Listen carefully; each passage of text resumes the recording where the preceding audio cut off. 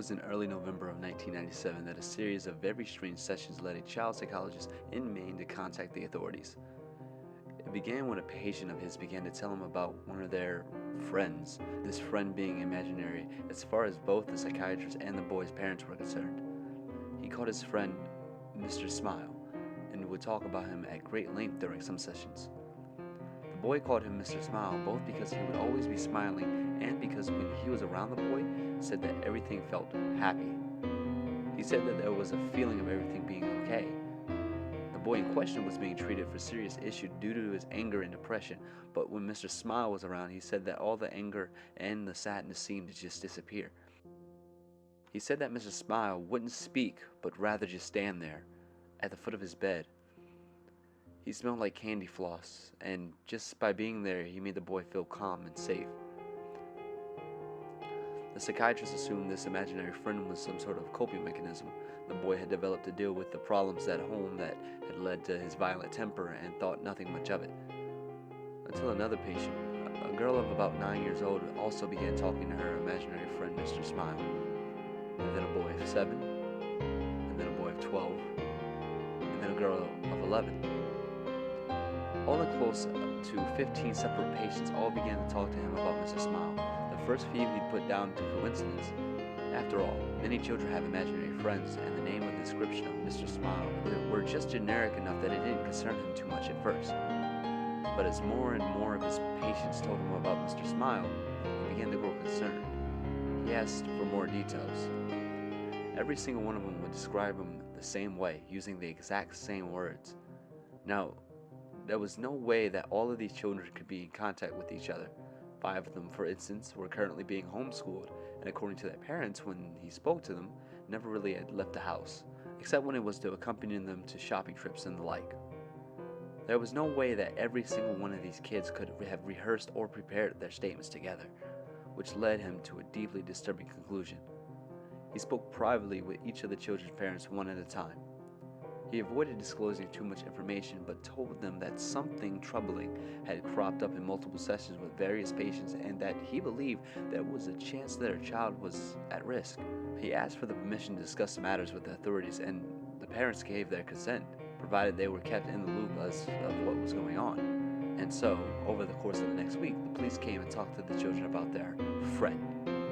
They asked for details about his appearance, which they couldn't seem to describe apart from the smile that he was not like them. Now, how he got into their house, anything he said or did while he was there, because by this point, the psychiatrist, the parents, and the police were all convinced that Mr. Smile was quite real and quite dangerous.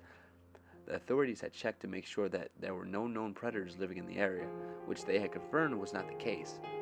But it was quite clear that whoever this Mr. Smile was, he was a real person who had been sneaking into the homes of these children at night.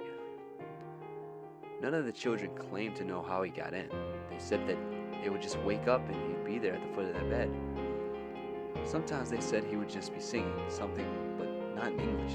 It sounded like a lullaby, they said. It made them feel safe. Finally, the children were asked to draw Mr. Smile. As they couldn't put it into words how he looked, each and every one of the children picked up a red crayon and proceeded to color the entire page until it was just a rectangle of red. When asked about this, they insisted that they had drawn Mr. Smile. When asked where his head, arms, and legs were, they would insist that they had drawn those. They claimed that they had drawn a perfect picture of the man at the foot of their bed, and when they were told that they had simply colored in a page and not drawn anything at all, they became deeply angry, feeling that they were being accused of lying and insisting that what they had drawn was a picture of the man they had seen. Acting more on a hunch than anything else, the psychiatrist decided to show one of the colored in rectangles to the various children and asked them what it was. Each and every one of them, with no knowledge of what the picture was supposed to be or who had drawn it, and with no knowledge that the other children had been spoken to about the subject even existed, replied that it was a picture of Mr. Smile. Cameras and baby monitors were placed in the children's room so that they could be monitored. Many of the parents simply stopped sleeping altogether, staying up all night staring at the screens that displayed where their children slept. At no point did anyone enter or exit the bedrooms.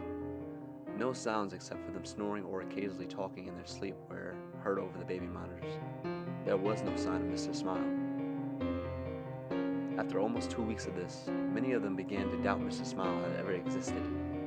Other psychiatrists since had put the whole thing down to some strange shared delusion that, while it couldn't be explained, yet did not have many or any basis in reality. Some suggested that maybe this whole Mr. Smile thing had its basis in a TV show or film that the children had all watched, leading them all to dream up something similar. Then, one of the boys went missing. The camera in his room had gone dead about around 2 in the morning. His mother had run in to check on him, only to find his room empty. It had literally taken her less than a minute to run to his room. There was no possible way for him to leave or be taken and be out of her sight in the time it took for her to leave her bedroom and run towards his, but he was gone. She said there was a smell like cotton candy in the room. The search for the boy turned up nothing. No one had seen anything strange or unusual around the home before or during the disappearance, and no trace of him was ever found. It was less than a week later that one of the girls who had spoken of Mr. Smile vanished as well. Then another of the boys. One by one, each of them began to disappear, until only 4 remained. The 4 remaining children began to talk about how Mr. Smile and his friends were going to take them away soon. When asked about these friends, he talked about how Mr. Smile lived with the other smiling men in the happy place, and that he would be taking them there soon. They said that there were lots of people there already, and that in the happy place everything was beautiful. They said that they knew about it because Mr. Smile talked to them in their heads, because he couldn't talk like other people did, and that he would show them the pictures in their head of all the places that they were going. Things began to get increasingly disturbing. After a few weeks, the children began complaining of headaches and nausea.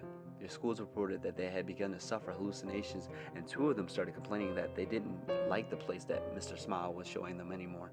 One began screaming for half an hour, acting as if they were having a fit and screaming for the colors to stop, that the colors were horrible and that they needed them to go away. One of the children claimed that Mr. Smile was talking to them in their head all the time now and was telling them things, terrible things, but they couldn't talk about it, that they mustn't because then their parents would know about the terrible things too. The psychiatrist asked them to write down what Mr. Smile was saying, promising that he would show it to no one, managing to gain the trust of one of the boys enough that he agreed. The contents of the book are known only to him and the authorities, but whenever anyone involved has been asked about it, they just get real quiet and quickly find an excuse to change the subject. The children stopped sleeping. Footage from the security cameras showed them sitting bolt upright, their eyes unblinking, just staring at the wall without moving or making a sound. Sedatives did nothing. One of the girls began cutting strange circular marks into her skin, while 2 of the boys ceased communicating in English altogether. The language that they spoke was never identified, and despite numerous people being asked to listen to them, they could not translate what they were saying.